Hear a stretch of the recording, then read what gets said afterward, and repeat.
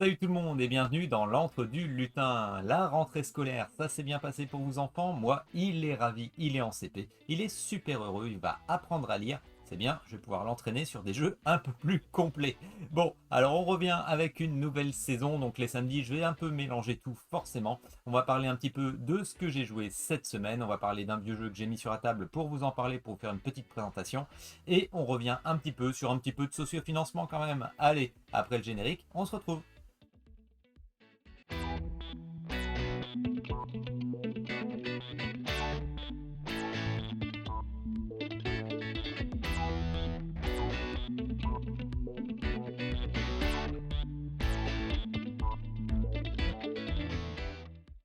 Alors, dans les jeux auxquels j'ai joué cette semaine, je reviens sur Acropolis. Je vous ai mis une vidéo cette semaine, c'était très rapide parce que comme vous avez pu le voir, les règles sont hyper simples. C'est vraiment du jeu familial. Au début, je le classais initié moins, non pas à cause des règles qui sont difficiles, bien loin de là, hein, c'est hyper familial, mais justement, ce qu'on peut en faire derrière, j'estimais un petit peu plus que familial, presque initié, lorsqu'on prend par exemple les règles avancées, avec les décomptes avancés, ça augmente encore plus les effets sur les points de l'optimisation. Si on arrive vraiment à optimiser, ça rajoute du challenge et ça peut creuser un peu plus les écarts. Mais finalement, c'est quand même vraiment du familial.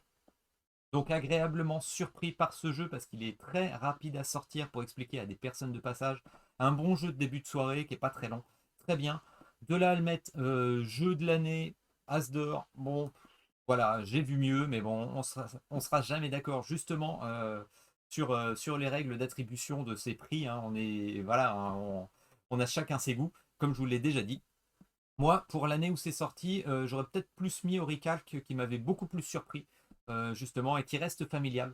Mais bon, c'est un avis. Donc, Oricalc que j'avais bien apprécié. J'avais fait une présentation sur la chaîne de la Société des Jeux quand j'étais avec Martin. Donc, si vous voulez retrouver, je vous remettrai le petit lien. Entre les deux, mon cœur balance plus pour Oricalc et ma femme a fait la même réflexion quand on a discuté.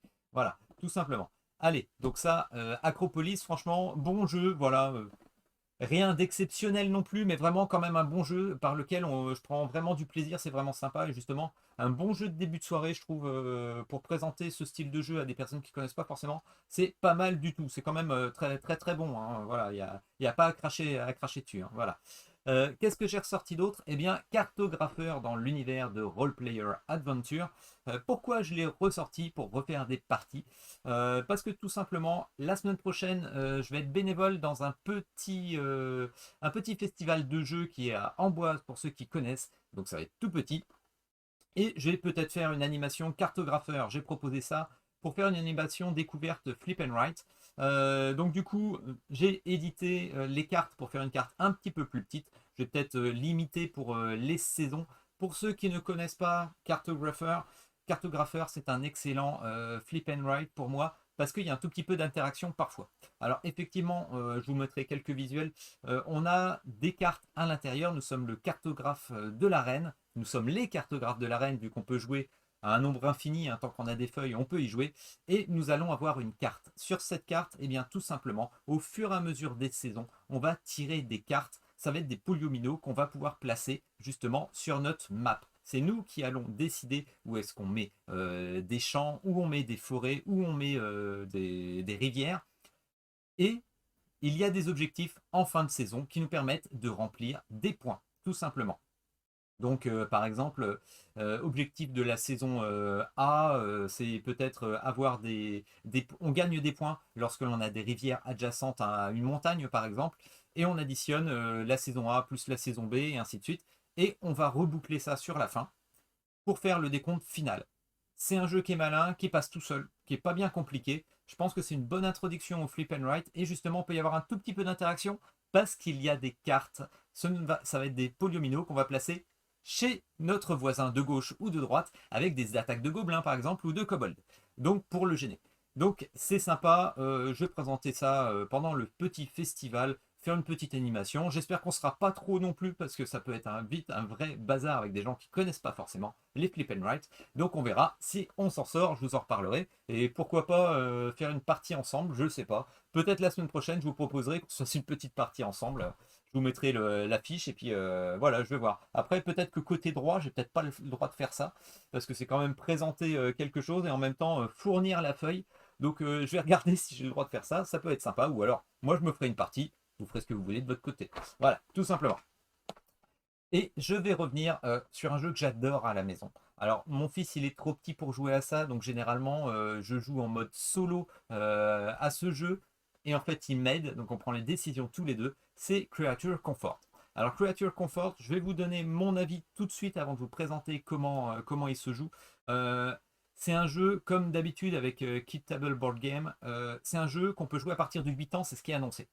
Et avec ces designs mignons, on est toujours enclin à acheter un jeu comme ça. C'était comme Power Plant.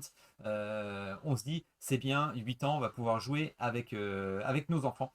Je ne vous conseille pas, vraiment, parce que c'est des jeux qui ne sont pas forcément compliqués, mais qui sont longs. Et en fait, à 8 ans, ils vont pouvoir jouer, même un enfant de joueur, il va pouvoir jouer, mais vraiment, il va pas optimiser ses mécaniques et autres. Donc, je vous conseille pas forcément à partir de 8 ans, mais par contre, pour adultes, ne passez pas à côté de certains jeux comme ça. Celui-là, il a rien d'exceptionnel. La direction artistique est magnifique, le matériel est magnifique parce qu'en plus j'ai la version Deluxe et la version Kickstarter, donc faut avouer. Vous allez peut-être pouvoir la trouver justement en occasion ou dans des magasins. Vraiment, c'est un jeu qui est sympathique, qui révolutionne pas le genre quelque part, hein. C'est un peu comme Acropolis. Mais franchement, moi j'adore. Il manque peut-être un petit plus pour que ce soit vraiment un jeu qui est dans le top du panier. Mais on va voir ça sur la table. Je me le mets de côté et on passe en vue de dessus.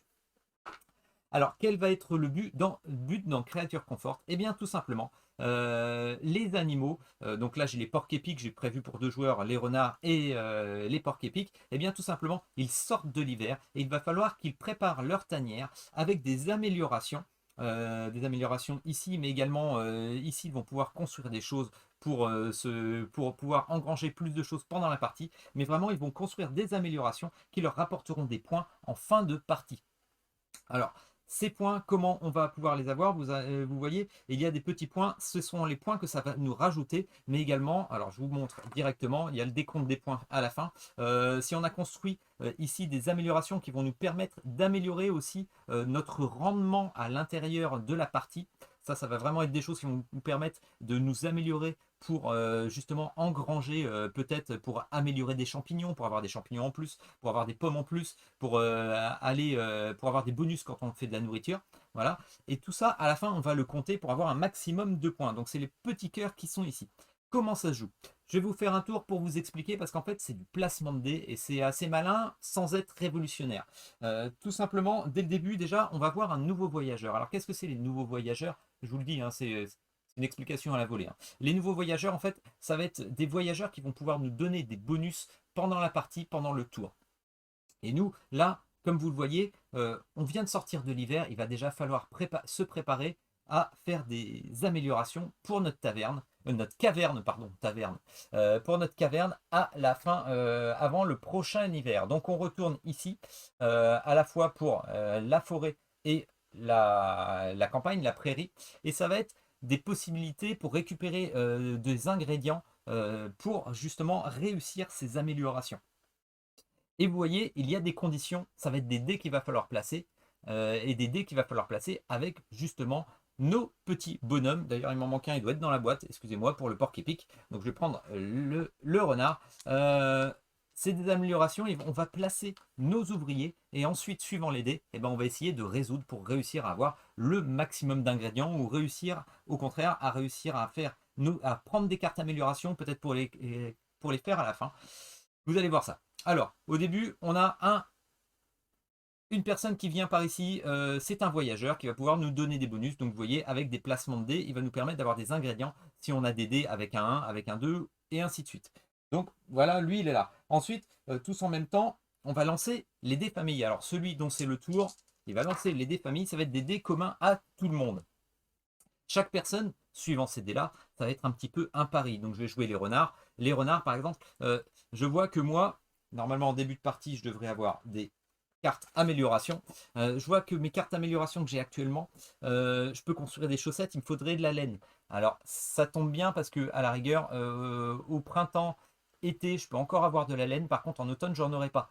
Donc là, celui-là, il va être intéressant. Je vois déjà qu'il y a un 1 et un 2. Donc peut-être que potentiellement, quand ce sera mon tour, si je place un ouvrier ici, je le place ici, et bien quand ce sera mon tour, je mettrai le 1 et le 2 ici. Ça me permettra de réussir la condition pour avoir de la laine et des pommes. La laine et les pommes ici.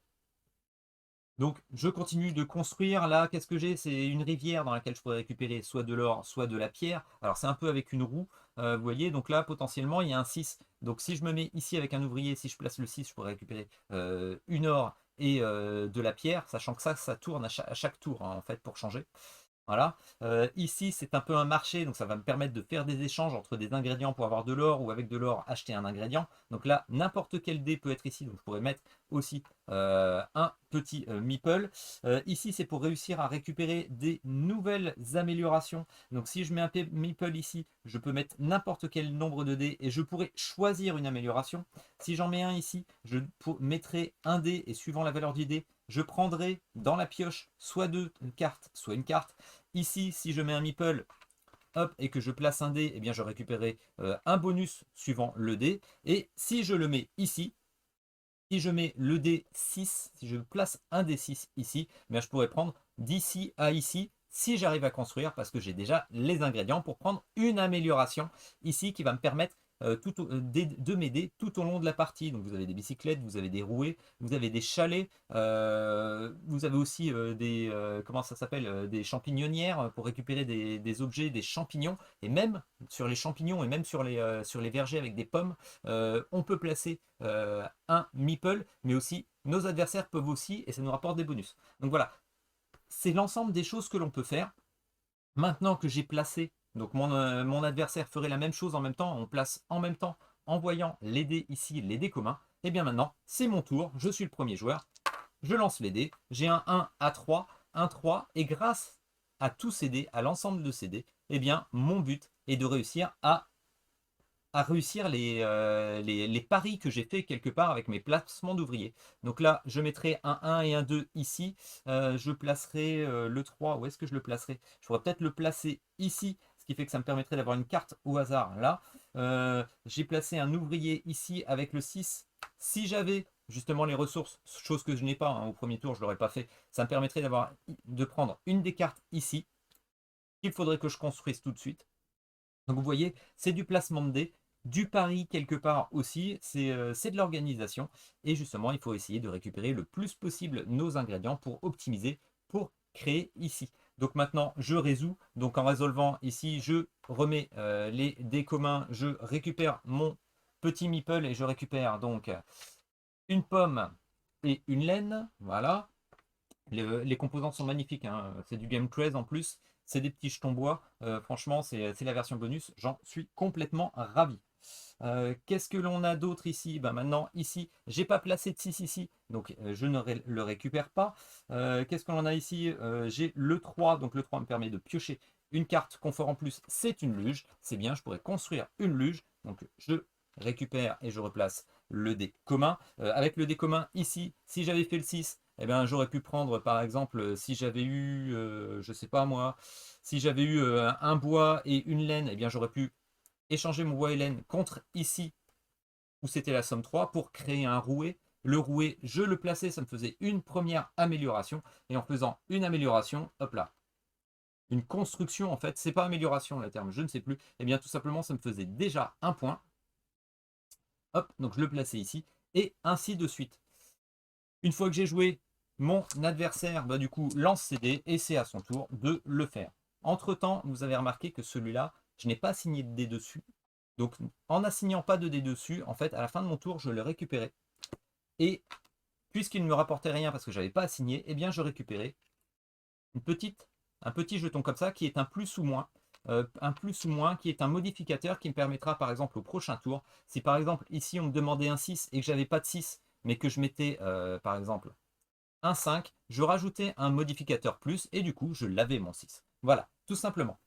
Je ne vais pas m'étaler sur le sujet parce que je veux vraiment vous faire une petite explication vraiment à la va-vite. On fait des tours de jeu au fur et à mesure comme ça. Donc une fois que tout le monde a joué, on va retirer justement le visiteur et on mettra le prochain pour le prochain tour. On commence à avancer dans la saison, dans le printemps. Vous voyez, on tombe sur d'autres cartes et ainsi de suite. Alors le printemps, après on passe à l'été. À l'été, vous voyez, il y a des bonus qu'il ne peut ne pas y avoir. Donc par exemple, c'est écrit ici, je ne sais pas si vous le voyez à la caméra. Il n'y aura pas en été de champignons, c'est normal, c'est trop chaud. On continue et ainsi de suite pour faire l'automne. L'automne qui est plus court, il n'y a que deux mois. Où il y aura l'automne où il n'y aura pas de laine, et oui. Et on continue jusqu'à finir et on arrive à l'hiver. À l'hiver, on comptabilise toutes les constructions que l'on a réussi à faire, toutes les améliorations que l'on a fait.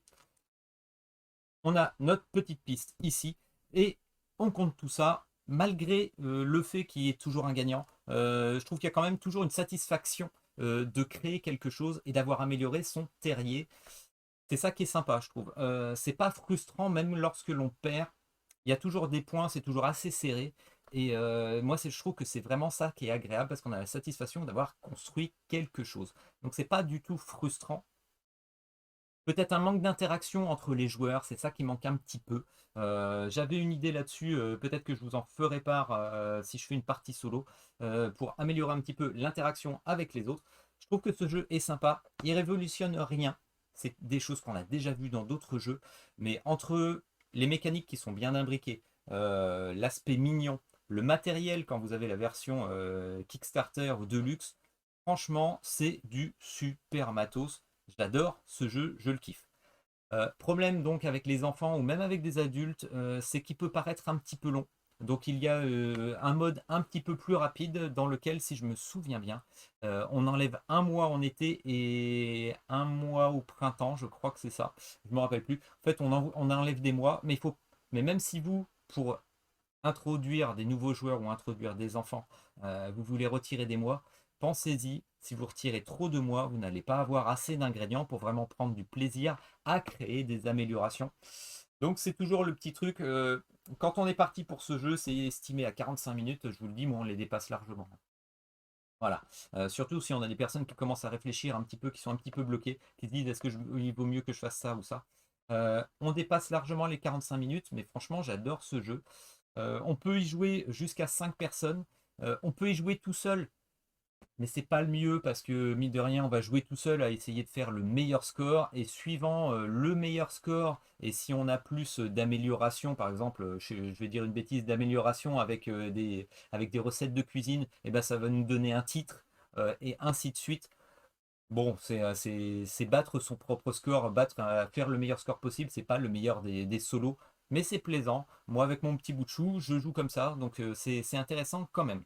Donc voilà, je vous l'ai dit, c'est vraiment une présentation complètement à l'arrache pour vous expliquer ce jeu qui est sorti quand même il y a pas mal de temps, que vous pourrez peut-être trouver si vous cherchez un jeu dans ce style-là, vous pourrez peut-être le trouver d'occasion ou en boutique. C'est un jeu que moi je recommande malgré tout, même s'il ne révolutionne rien. Même si finalement un design comme ça, un petit peu sympa, peut-être qu'il y a des gens que ça va rebuter parce que ça fait tout de suite penser à un jeu pour enfants. Mais non, c'est un vrai gros jeu comme tous les jeux KTBG, que j'ai en tout cas, ou que j'ai joué. Vraiment, c'est à chaque fois des designs mignons où on se dit que ça va être sympa pour les enfants. Et ben non, les adultes, pensez-y, essayez-les. Voilà, c'était Creature Comfort. Je ne vais pas m'étendre sur le sujet. Voilà, donc après ces petites présentations, je vous l'ai dit, je suis un petit peu à la one again, un petit peu en live. Et ben on va passer rapidement, un petit peu, au sociofinancement. Ça va être très rapide et on se retrouve. On commence avec du tout petit, un jeu en mode graphisme 8 bits, minimaliste dans un sens, avec 32 cartes et en plus un jeu solo pour des parties de 20 minutes. Ça pourrait être un print and play alors que nous propose-t-on. Vous êtes un apprenti sorcier et il ne reste que vous pour aller sauver une princesse. Vous allez donc vous déplacer sur des hexagones simulant des zones de forêt et volcans, vous battre contre des démons et grâce aux cartes des démons vaincus, gagner des habilités ou des compagnons. Il vous restera à continuer votre périple jusqu'au chef démon. Alors certains n'aiment pas forcément des principes utilisés ici comme des superpositions partielles de cartes pour créer des monstres et conditions différentes, mais cela permet avec peu de cartes de renouveler les rencontres. Cela implique un jeu minimaliste, mais qui demandera une zone de jeu pas si petite que ce qu'on peut penser. Ce n'est pas pour jouer dans le train par exemple. Un jeu de poche pour un prix de 15 euros VAT comprise ou 22 euros avec l'extension exclusive GameFound, ajoutez 6 euros pour les frais de port vers la France. 13 euros, ça devient beaucoup pour un petit jeu si vous êtes au Canada. Super Meeple nous propose encore une localisation d'un jeu de qualité avec Voidfall, un 4X avec un petit goût de jeu euro, compétitif, un mode coopératif mais aussi avec un mode solo. Cela paraît évident puisque David Turzi fait partie des auteurs. Je n'ai pas eu la chance d'y jouer, mais les retours sont très bons. Les joueurs tiendront le rôle de maison mère et doivent conquérir et défendre des secteurs dans l'espace, accomplir des recherches, on parlera de programmes ici, mais aussi augmenter leur flotte de vaisseaux.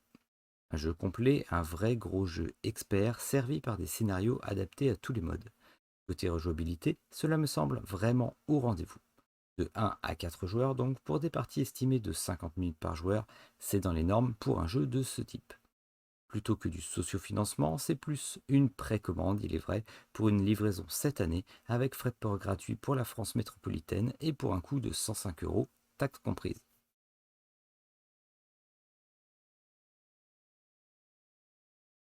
Déjà de retour pour une seconde impression, voici The Isofarian Guard.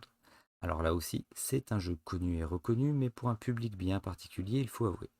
1 à 2 joueurs, une longue campagne, du matériel luxueux et des chips de poker à la Chip Theory Game pour un projet qui a eu un gros retard et a été livré cette année. Du landcrawler, du narratif avec 5 campagnes, les 4 premières vous imposant un duo de garde, la possibilité de prendre l'option Foreteller pour avoir les textes via application, joués par de vrais professionnels du doublage et toujours uniquement en anglais. Et un jeu avec autant de narratifs, si vous avez un niveau moyen comme le mien, ça se réfléchit à 2 fois. Mais contrairement à un Tainted Grail, ici, ce n'est presque que pour une cible de joueurs solo duo, donc des joueurs qui sont moins sujets à devoir traduire à la volée pour leurs amis. Avec le gros succès, ce serait étonnant que personne n'ait proposé de localisation. Fort attirant ce jeu, ce projet est à un prix de 171 euros et une mention comme quoi il se base sur les récents envois du premier tirage pour estimer à 50$ US de frais de port pour le full pledge. Et il faudra aussi ajouter la VAT. Les sociofinancements, vous voyez, c'est pas vraiment reparti. Pas de gros projet qui m'a tapé dans l'œil. Du gros projet, mais c'est du reprint. Mais ça va s'énerver bientôt. Vous en faites pas. On aura de quoi dépenser. Freinez les ardeurs, freinez les ardeurs. Il y a de l'ancien, vous avez vu, il y a des bonnes choses quand même qui sont sur le marché. Il y a des boutiques, il y a aussi le circuit de l'occasion, vous avez vu, il y a des jeux qui peuvent être hyper sympas. Donc c'était une présentation très rapide, je vous le rappelle, pour Creature Comfort. J'espère que ça peut vous titiller, que ça peut vous intéresser. Moi, je suis pas déçu du jeu. C'est pas le meilleur dans son genre, mais franchement, je trouve qu'il est bien ficelé malgré tout. Peut-être que certains trouveront qu'il manque un petit quelque chose en plus, un petit gimmick en plus de ce qui se passe, peut-être pour faire justement un petit peu d'interaction entre les joueurs. On en reparlera peut-être quand je ferai une partie solo. Je vous en parlerai parce que j'ai une idée en tête. La semaine prochaine, je pense qu'on fera une partie de cartographeur. Je ferai une partie de cartographeur pour vous montrer à quoi ça ressemble. Peut-être que je ferai une partie avec une carte un petit peu plus petite, juste pour vous expliquer un petit peu le principe. Ça ne vous empêchera pas de faire la partie avec moi, hein, pourquoi pas, en même temps, en parallèle. Acropolis, on en a parlé, il y a la vidéo qui est sortie cette semaine. Et ben voilà, n'hésitez pas à me faire des commentaires, à me dire à quoi vous avez joué, vous, cette semaine, qu'est-ce que vous attendez aussi en sociofinancement.